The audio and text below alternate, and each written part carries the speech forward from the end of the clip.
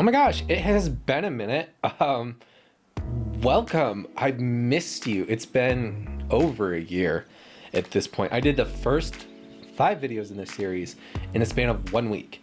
And then now for the 6th video, it's taken me 55 weeks. So if your expectations are really high for this video because it's taken literally 400 the amount of time to produce for the last one, the disappointment's gonna keep going. It's fine, but here's what we're gonna do. I'm gonna do like a live reaction video. It's not live. This again aired over a year ago, but I'm gonna like play the video and a little fast forward and do clips because we have to do clips for copyright reasons. This is parody and criticism for fair use. I can't just play the thing. But I'm gonna give a little bit of spiel about what was actually going on. We're gonna watch a Jeopardy game. We will see how it went, and then I'll talk kind of about life afterwards and how I'm handling like fame, you know. So with that said, welcome to the 6th video. Let's start reacting. Okay, cool. Okay, look, I'm gonna move over. I'm actually playing on my screen right there, but for you, it's gonna be right, there we go. Let's see. Is Jeopardy! Let's meet today's contestants. A real estate agent from Mesa, Arizona, Cameron Whiteside. Okay, let's pause. Let's address 2 things. Number 1, what am I wearing? People on Twitter comments will be a thing. It'll be a recurring thing. But they had some comments and they had some questions. Number 1, what is with those glasses? And I have to tell you, if you watched my video number 4, you can tell that was not the sweater I wanted to wear. In rehearsal, I had this striped sweater, which was made specifically for me to cosplay Hannah Gadsby in Douglas. And I thought it looked real snappy, but they said it didn't work on camera because of the not being able to come up with words is also a recurring theme in this video, but whatever. So that didn't look good, so they made me put on black, which made the white glasses look, it's fine. I did not get the Hannah Gadsby effect, but that's fine. Number 2, you might have noticed that they introduced me as a real estate agent. So I have not worked in real estate. I mean, okay, so I've had my real estate license, and then technically I could have sold you a home, like legally and stuff. But it's kind of like one of those things. You're in front of an audience of 6 million people to 8 million, depending on the day of the week, and you have a job title. So I figured, like being a real estate agent, if you know a real estate agent, you know it's much like being vegan or doing CrossFit, where if you don't tell everybody that you do it, it doesn't count. So I thought I'd be a real estate agent to see like what kind of like phone calls I would get from publicity. I got one. It was fine. It didn't go anywhere, but anyways, that was my methodology on this. Let's keep watching.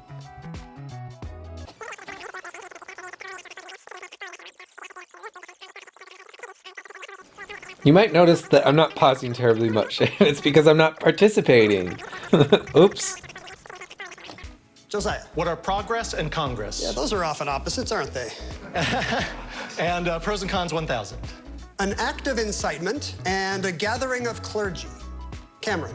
Oh, I'm finally buzzing in on a $1,000 clue. Let's see if this was a good idea.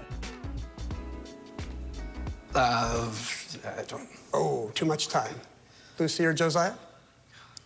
A provocation and a convocation. Heritage area is 800. Atchafalaya National Heritage Area stretches over 14 of these, Louisiana's equivalent of counties. Cameron. What are parishes? That's it. Heritage areas for 1,000. Answer? Here's the daily double. Now you're in the hole, but never fear, you can bet up to 1,000. We'll do 500. For $500, your clue. The National Heritage Area website for this region of the Mississippi River describes it as the land where the blues began. Okay, what is a region of a river?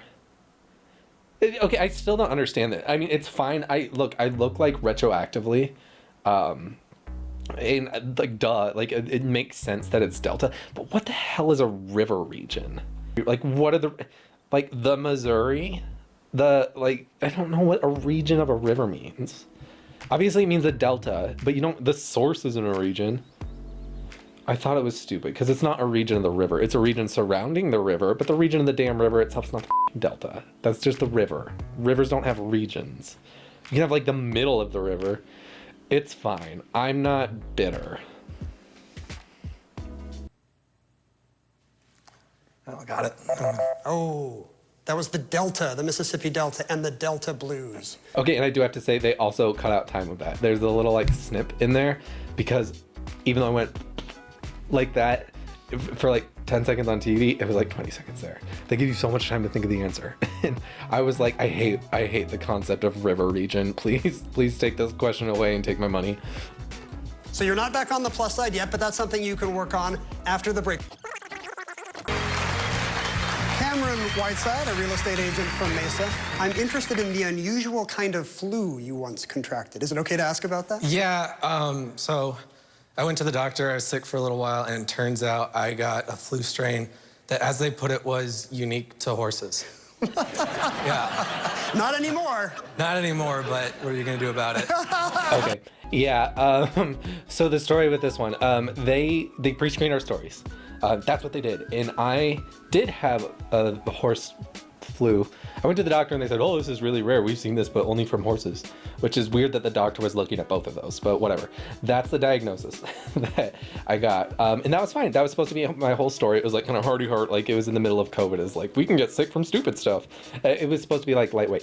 But at the same time, I also thought, wait a second, what if I had this whole shtick in my head, this whole like backstory about that I wasn't a human and I was actually a horse and a horse got on Jeopardy somehow. And I was ready to keep going with this like theme, not with the props were dying off, but I had this whole character arc. It was very method of like my dad like being very surprised when he heard that I had the horse flu and my mom just like spit the hay out of her mouth. I was ready to just run with it. But in order to get these hooves in, because I can't, look, you're standing behind the podium, and if anybody sees that like you're like putting on horse hooves, which was not approved by production, by the way, but if anybody sees that you're putting on horse hooves, they're like, what are the, like, wait, I was fearful that they were gonna stop everything. And as you can see, I was on the end podium. So what I did is I actually got like a little like waist little trainer, whatever it's called. It was a corset. It was like a neoprene corset. And you like hook it around your body. And there, because I knew they wouldn't like check your undergarments going in, but I put the horse hooves like underneath my shirt, underneath that.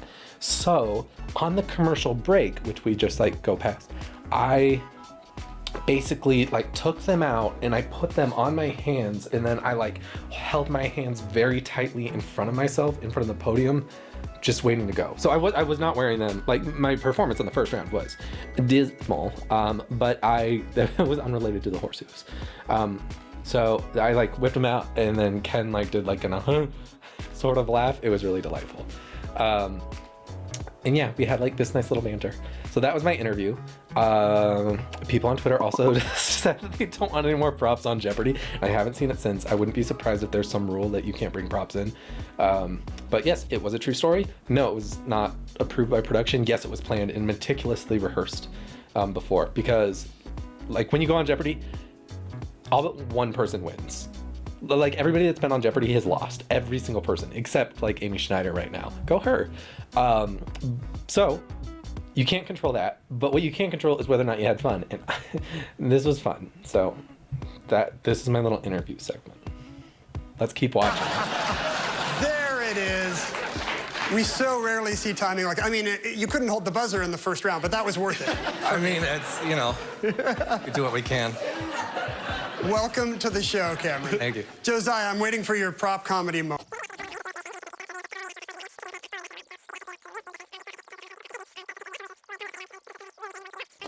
600 scientific discoveries. When Carl Scheele discovered this element found in salt, he called it dephlogisticated muriatic acid. Lucy. What is sodium? No? Cameron. Okay, you can see at this point that Ken was like, "What? Cameron?" Like he laughed before he's like, "You're gonna try this?" It was a really nice like kind of chuckle that he gave, which was really like genuine. But also he was dead on, because at this point there's a 50-50 shot of naming the correct element in chlorine. I have a bachelor's of science in chemical and biological engineering. I used to work in a lab doing like chlorine compounds. Anyway, like it was This question was made for me. What do you think I said? What is chloride ions? Sodium chloride? No, I'm sorry. Wasn't that dumb? Josiah. What is chlorine? Yes, the element is chlorine, Cameron. Before he discovered penicillin, this British scientist discovered lysozyme after his runny nose infected a petri dish. Lucy. I knew several of these answers, but Lucy is just too damn fast on the buzzer. And that's the tough part. I knew so many of these. But at one point I was like, shoot, like if I want in, I gotta start buzzing like whether or not I even know the answer. Which led to some interesting results. Who is Fleming? Now Cameron, who surprised us all with his amazing hooves, is going to be selecting first in the Double Jeopardy round. Ordinal synonym for ESP that's also a healthy ability to appreciate a joke. That's your sixth sense of humor. Cameron? Before and after 1200. Harry Potter novel involving Arizona's NBA squad. Cameron? Oh, it took too long. So my answer of Elsa was actually smarter than what I had in my head. Because I was about to say, I got really excited because I knew it was the Phoenix Suns. Like, I'm from Phoenix. But I couldn't remember the Harry Potter books. So I knew it wasn't Harry Potter and the Sorcerer's Stone. That doesn't make sense.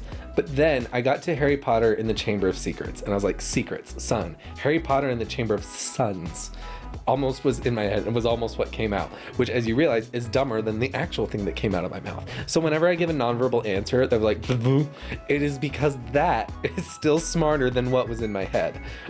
So, yeah. What is Order of the Phoenix Suns? Yes, that's correct. Bookham 400. This Laura Hillenbrand nonfiction bestseller about a racehorse is subtitled An American Legend. Cameron? What is Black Beauty? No. You see, and then I missed the horse question. Yeah. Lucy? What is Seabiscuit? Seabiscuit, yes.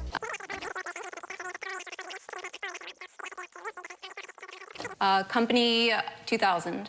Here's the enviable headquarters of this 3D graphics chip company that put NV in its name to mean next version.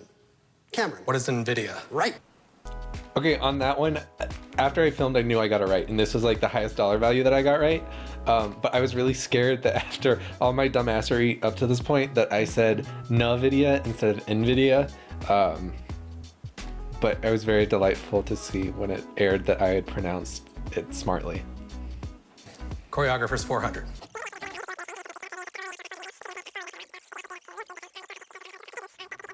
World geography is the final Jeopardy category. Doesn't narrow things down much. Contestants, here's your clue. The Oyapock River forms part of Brazil's 400-mile border with the territory of this European country. 30 seconds, players. Good luck. Okay, so you notice I'm somehow still alive? That's fascinating. So I had this Double Jeopardy and it's World Geography, which I know I'm gonna kill it. I always get those. I'm really good at the geography as long as they don't talk about river regions.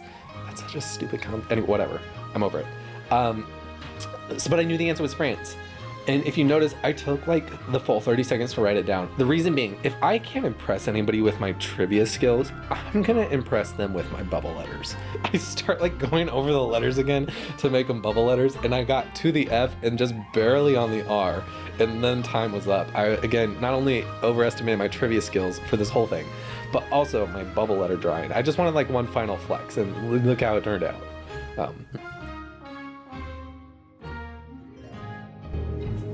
We'll start on the end with Cameron. What did he write down? What is France? Yes, French Guiana. Very good. How much will you add? Okay, this is just my birthday, which that sounds really vain, but I'm also a twin, so it's her birthday too. So that was more a shout out to her, or like us, our twin power, whatever. So that's where I ended up. At this point, I had less than half of second, who had less than half of first. Both delightful human beings, by the way.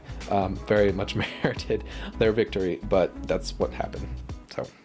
Almost everything. That'll take you to 4403.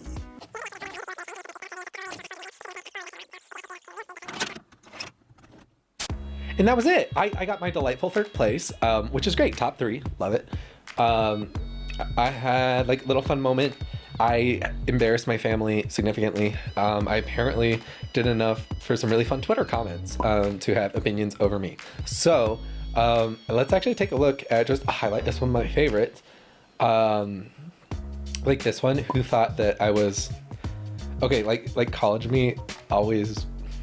I'm happy that somebody thought I was in a frat. Like there's this little like insecure nerd in me that would like never get in a frat, but somebody thought that I was just like that stereotype, which is really delightful. So that was fun. And comments really came in 2 categories, which, okay, honestly, real talk. Let's take down this Twitter for a second. One of my biggest fears going into Jeopardy, just in general, is being filmed. I hate like being photographed. I'm very controlled, as you can tell by this video. It's just like shoulders up, like very direct lighting and whatnot. But the idea of like taking a picture and seeing myself in the picture was like crippling. Whatever, it's fine. Everybody has their own relationship with their own body image. That's just mine. So to go on and being criticized for my intelligence, I was thrilled. Like it's in real life, I don't consider my intelligence to be like a weak spot. I mean, you've seen some not so fine moments, so whether or not that's actually happened, maybe you're like, oh, maybe you should be more insecure about how much of a dumbass you are. You know, they're not criticizing me on like my inability to make good decisions in life. They're just telling me I'm shit at Jeopardy, which, you know, I was. There's no room for disagreement. But what I was really concerned is for somebody to come on and criticize things I am insecure about, like my, you know, appearance or presentation or all that stuff. So to not have that be a factor and to instead have them focus on just how f***ing stupid I was the biggest relief in the whole world. So that's actually been really rewarding in this really like twisted roundabout way. I'm very happy with that.